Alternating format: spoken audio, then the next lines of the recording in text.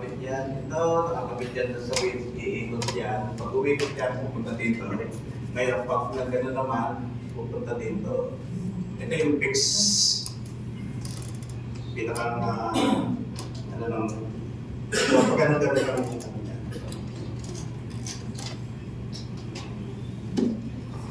ito naman yung parang actual, paano yung trolley gumagana. Pues, control dyan ng trolley drum talaga. Back and forth lang yan. Back and forth. Control ng trolley drum. Ito mga ideal kami ito eh. Mga ship. Pero umiikot dyan. Pag umanan dyan, ikot.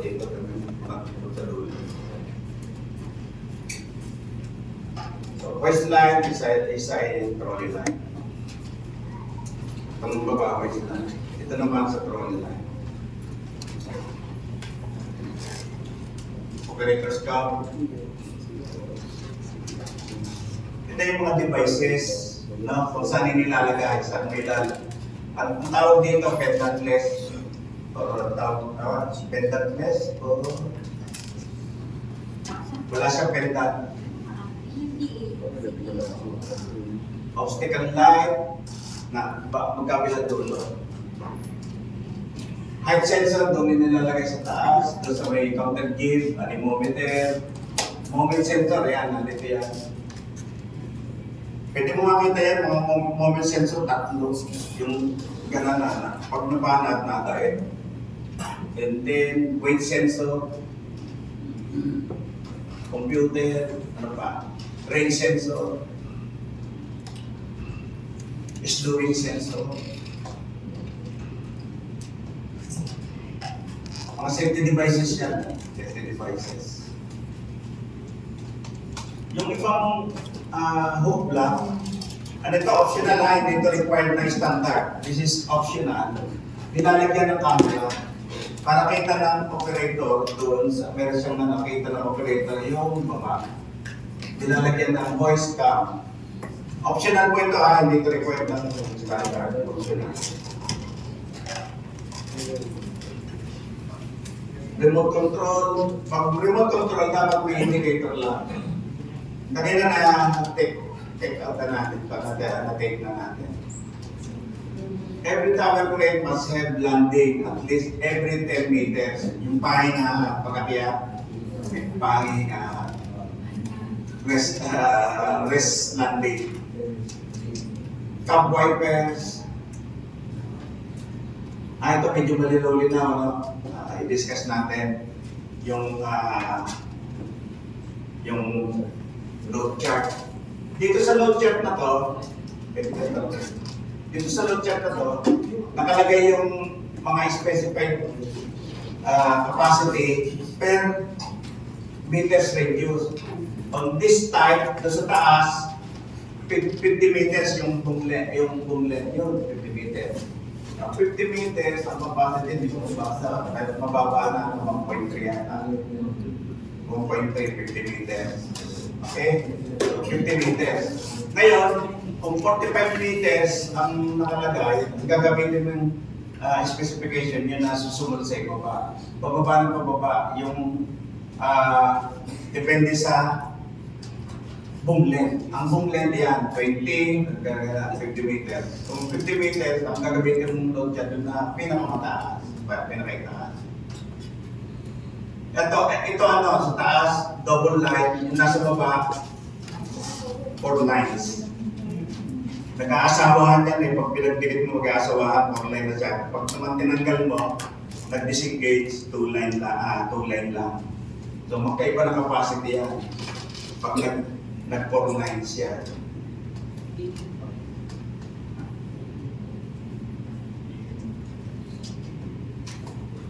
Ayan, ano din yan? Load chart, pictogram load chart. Capacity. Depende sa jib length.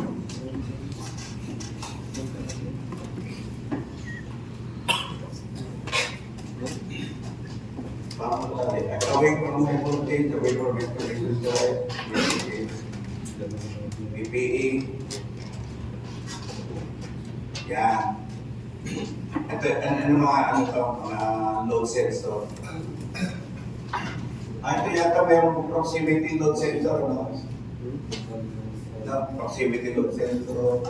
Kabilaan sa likod at saka sa harap. Proximity sensor. Electronic.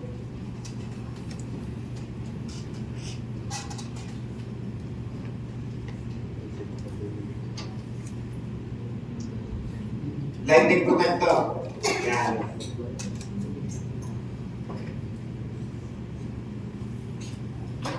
Pag nagkakaya, tatama doon sa lightning arrestor, pababa sa ground. No? Lighting ba talaga yun? Lightning. Pag tinamaan niya, pababa sa ground. Kung walang lightning rod, sisirain niya yung mga components sa taas. Ang lightning arrestor, ganyan, mahal na na yun. Ito, pinakita ko din, no? Huwag tayo sasakal ng tower crane ng mga ganito, mga forma, dapat kumpleto yung PPE natin. No? Nakaporma siya eh, no? Nakakano, parang klase. Parang dadalo ng parte. No? Ha? Pag-artista yan siya, nag-shooting. Kipar. Ito, tower crane inspection, na-discuss na natin kanina, 110%, no millimeters. Ano ba? Ito, na-discuss na din natin, no? Daily, easy declaration.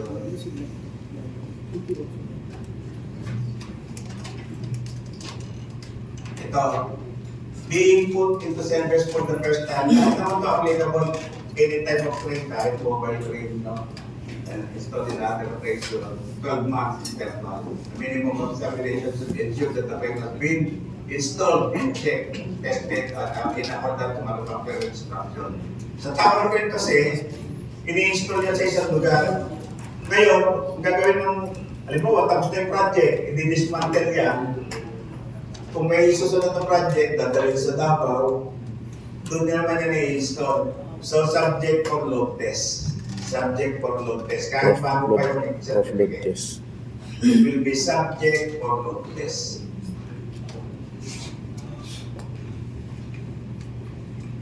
Ito yung ano, items for inspection.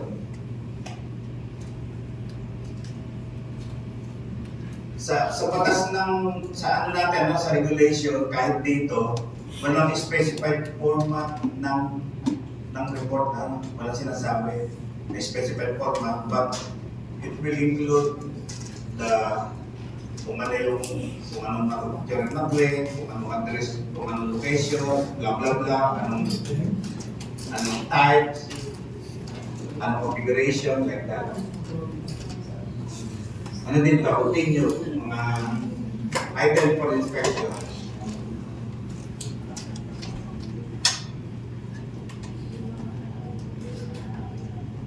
Ito, inspection certificate. After the inspection, if there is no significant issue, the provider shall submit the inspection certificate to fulfill the client's need.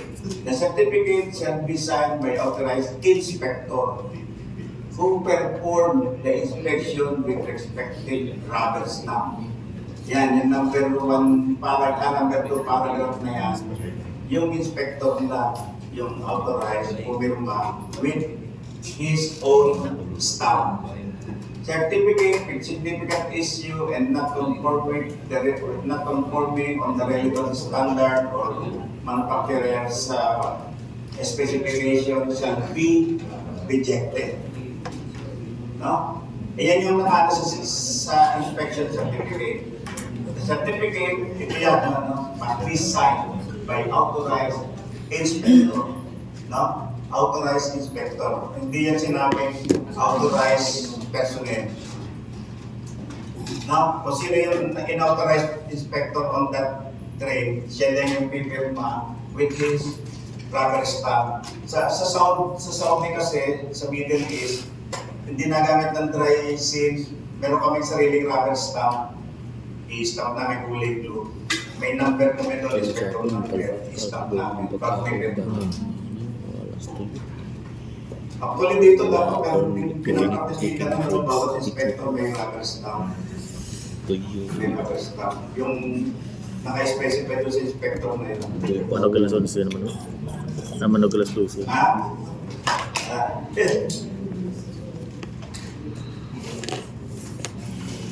Wala kasing ano. Any question bago tayo magtapos dito sa tower crane? Basta sa inspection ng tower crane, kailangan mag-verify lahat Wala ka na festival. Plus yung buong tower crane na let's say mga 20 meters na tower crane. May kakayahan na makabuild ng ano, yung Alam, sir, like yung mga natanong ko lang kasi based on experience ko kasi ito eh, nung 50 last floor. year, nagkaroon ng accident 50th po floor. sa tower crane dun sa Cebu. Dahil sa project actually, may experience ako dun na dalawa. Pero iba't iba yung scenario. Yung una is, yung ang sa jeep niya, diba, every time nag-install may mga joints yun na kinakit using yung mga parang pins or something like that. And then yung pangalawa naman, after nung magkaroon ng bagyo, hindi naman siya nag-collapse but then after ng bagyo, chinek ng contractor pagkaka dyan nag-collapse yung isa sa mga mass. So, ang tanong ko sir, based on your visual experience also sir, in usual practice, paano natin tinitingnan yung mga fasteners kumbaga? Kasi sabi mo, thorough visual inspection na lang. So, paano, ano bang mga indicators na tinitingnan natin na itong mga pin na to is pwede pa siya? Kasi yung crane, yung sabi nga nila is, once matapos yung crane, dilipat na naman sa iba, maglo-load test. Pero yung mga conditions ng mga place. Kasi pinakita dun sa spot report namin, hininga namin yung contractor, yung pin na ang kanilang initial investigation, parang naputol yung pin niya. Kaya bumigay yung jeep, parang nagkaroon siya ng ano. So same doon din sa mask na bumigay din, kasi actually natumba may mga natamang residential area doon sa. So,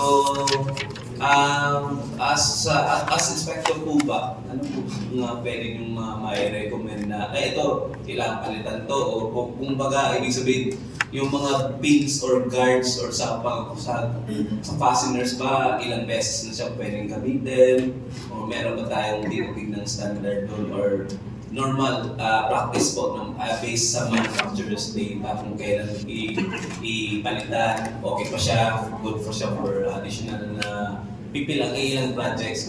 Kasi dalawa, actually tatlo isa si Sir, dalawa sa akin. So tatlo yung nangyari na, nakalimutan ko lang way back sa 2018 or something. Okay. Ang ginawa namin sir, nag-issue kami ng work stoppage pero nakadepende kami dun sa ano kasi nung tinignan namin yung certificate ng yung crane, may mga legal naman. Okay. In conformance naman po sa certification issued by OPPO. Tapos may mga third party din na certification po na fit to operational use siya. Pero unfortunately, nagkaroon ng mga accident talaga doon. So, basta yung pinag-realize, yung sa mga fasteners po na nagkaroon ng weak points, kaya bumigay yung crane. Kumbaga. Okay. Ang haba ng tanong, pero ganito ang sagot niya. Ang crane fastener, supplied yan ng, kasi sa mass, dalawa yan, meron isang pin, meron isang lock pin. No? Yung mga pin na yan, special materials yan. No? Special materials yan. Diniscuss natin yan yung ductility, toughness. Hindi yan pwedeng i-replace ng ibang material. Dapat bibili ka ulit sa manufacturer kung nagkaroon ng deformation or something like naligo na yung pin, pati yung lock. Dalawa yan isang pin, saka isang lock. Hindi yan pwedeng i-replace ng ibang material. Pangalawa, dapat yan, nakatodo suot talaga siya. Doon sa slot and then with lock pag in-inspection. Maaaring ang cause ng collapse is baka sira na yung pin na ilalagay o worn out na, and then pag bumagyo, na ano. Nagalaw. Gumalaw. Yung natira kasing Bakit?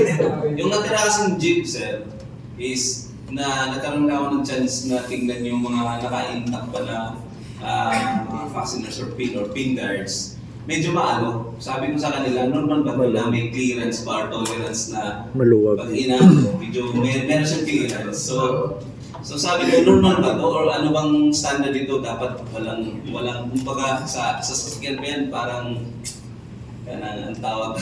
Basta medyo may clearance siya kumbaga. Rosin. So yung gano'n na medyo ano, palitan natin kasi ano yan eh, konting yan, kung umangit, pag gumalaw yan, matadama yung iba. Dapat yan, pag yan ay may ano, palit na yan.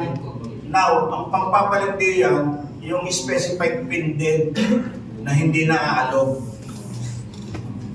Ang ano din, isa din, kung halimbawa nakita mo na yung parang yung sheet plate po na may Display. Oo.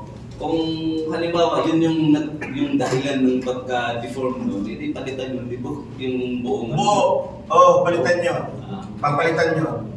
Kasi yung pin guard niya rin kasi parang medyo manipis din na maliit lang. Kaya kakayanin ba kayo ng ano to? So, ayun. Pero na-lift naman siya kumbaga sir. Kaso nga lang, depende kami dun sa ano ng inspection. Ganito yan. ng opo. Ganito yan, ano? Ako yung experience ko, halimbawa, leg hair, puting, wall, yan tatlong yan. Ang daling i-assemble, pag yun eh, naiganan yung mask, susuot yung pin. Saktuhan, no? Pero pag Chinese, yung XCMG, pag sinilip mo, hindi siya align. Na pag nilagay mo yung pin, kailangan i-pwesto mo ba? Ano yan? So, ang experience ko dyan, pag nag-inspection ako ng mga Chinese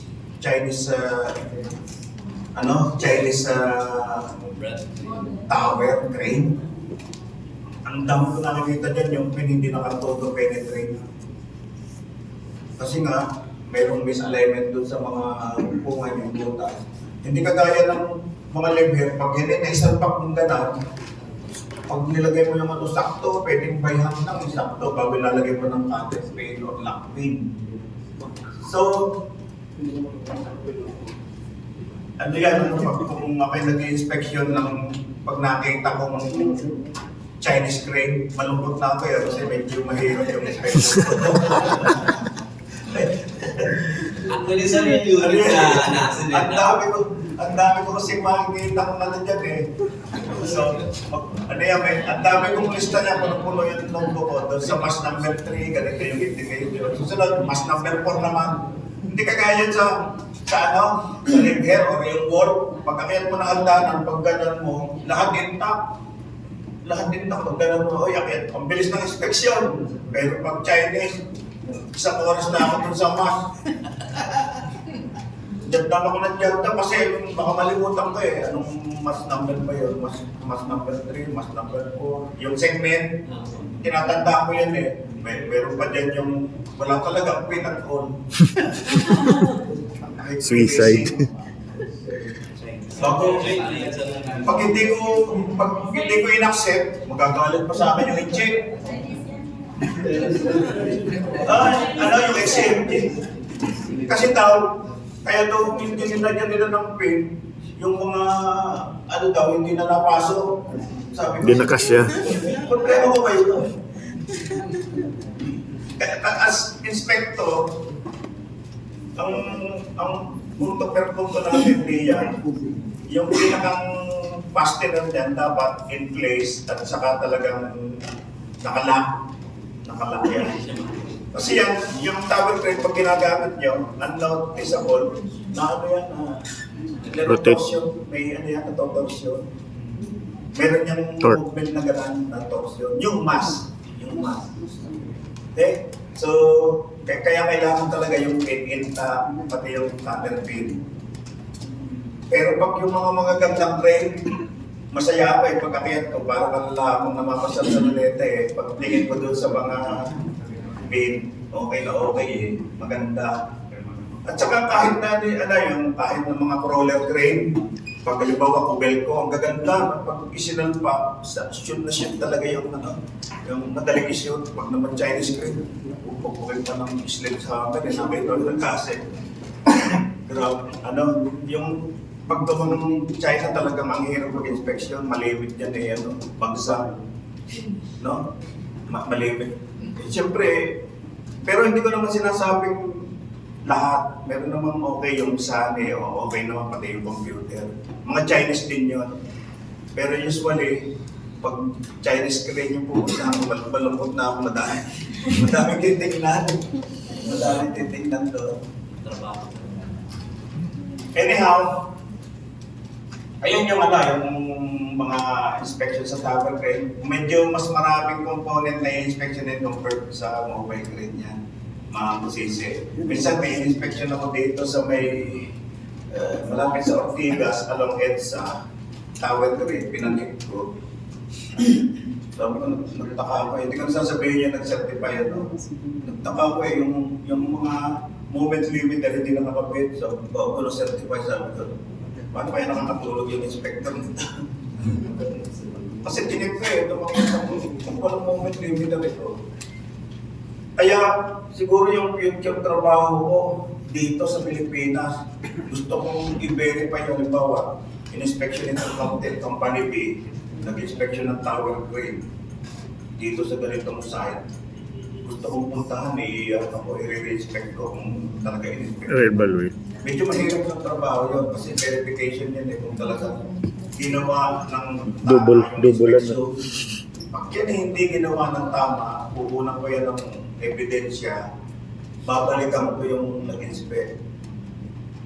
Ganun yung parang siguro gusto kong trabaho dito sa Pilipinas para talagang may tupad. No? Bago ang parusa dyan, isasabi mo sa tower crane inspector.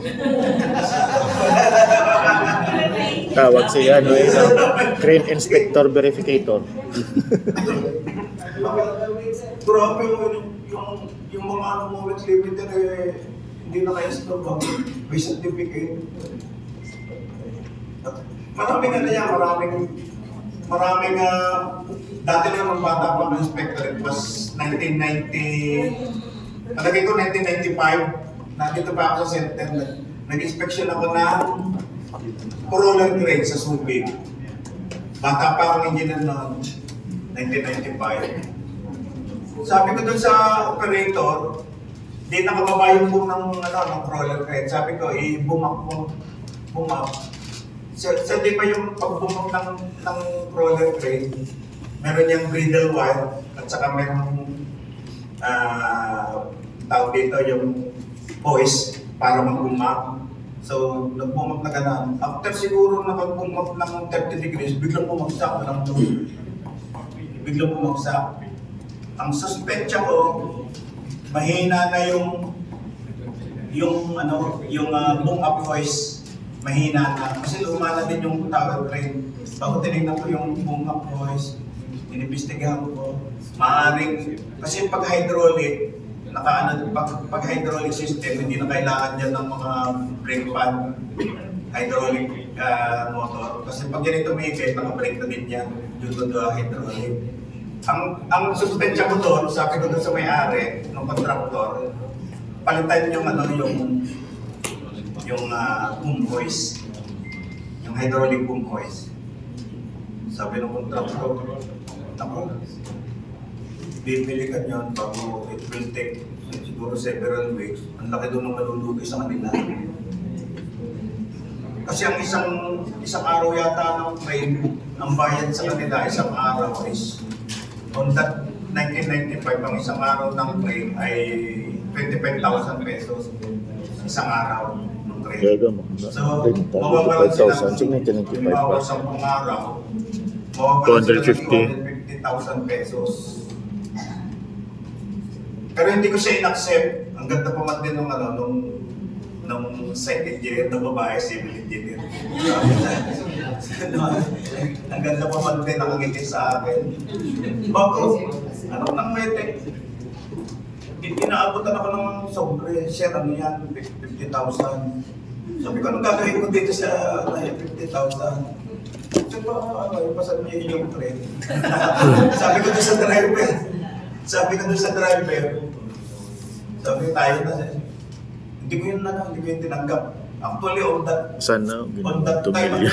malapit na ako yung kasal, kailangan ako Pero, ako ng wedding, wala pang load yung bumagsak.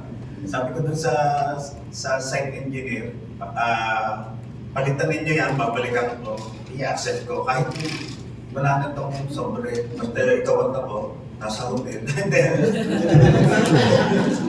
Basta okay yung train, pinalitan niya yung ng test ko, i-accept ko yan.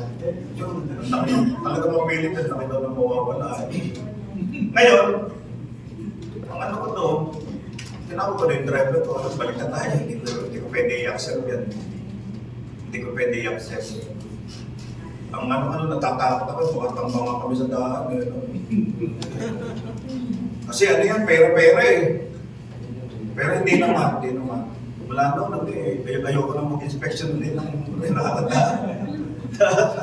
Pero actually, ano yan, malapit na ako kasal eh. Baka yun eh, maka-October o November.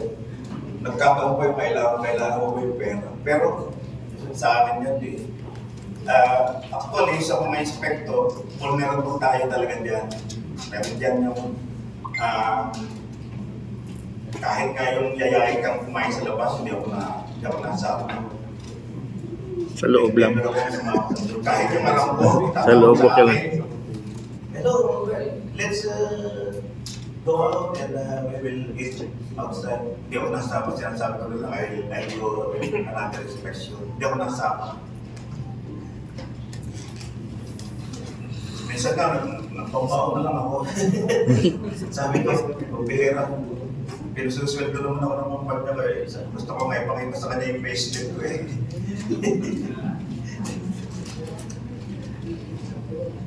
Anyhow, ano yan, vulnerable tayo dyan sa although sabi nung ibang inspector, dapat tinanggap mo. Kasi on that day, kung pinabukasan na yun ay nagkaroon ng aksidente, ligtas ka doon kasi on that day, pasado pero pinabukasan hindi.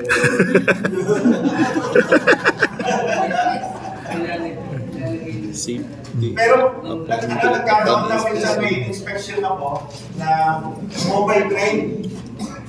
Pasado sa akin, pasado, niload test ko, pinatakbo ko pati yung mobile train, yung brake, pasado. O oras lang, i-certify ko na yun. Siguro oras lang, mga 1 oras, 2 oras. Biglang nagka-differential yung train ako na-certify. Nagka-differential siguro yung sa clutch. Nagka-differential, sabi ko, sige, ipagtan niyo yung clutch, yung certification, at is na din yun. So, oras lang nagka-differential yung clutch, hindi magamit yung train. Pero yung clutch, ang hirap inspection nito nasa loob. May mga crane, lalo na sa mga leg head, hindi mo din kita yung brake pad. Nasa loob, tatanggalin mo yung buong assembly doon sa ilalim. Hindi mo kita yung brake pad. Ang pag-testing ko dyan, lalo na sa mga roller crane, yung pag-testing ko dyan sa brake, patatapuhin bago stop. Pag yung mo sa tusod na gano'n, manipis na yung brake pad. Kasi yan yung may mga crane, kita yung brake pad at saka yung disc. Pero may mga crane na lalo na yung mga leg head, nakatago na niya. Nakatago sa loob. At saka ang kagandahan niya sa leg head, meron yung sensor na palitin na yung brake pad. Kaya tiwala ako dyan eh. Magsesense yan doon sa indicator lang doon sa cabin. Magsesense yan na nakaganan yung brake. Ibig sabihin, palitin na yung pad. Kasi nga hindi makikita na inspector yung brake pad kung malinis o hindi. Pero kung kita mo, ano yan, 50% pwede palitin na. Lalo na doon sa band brake. 50% pwede palitin na. Parang sa sasakyan din.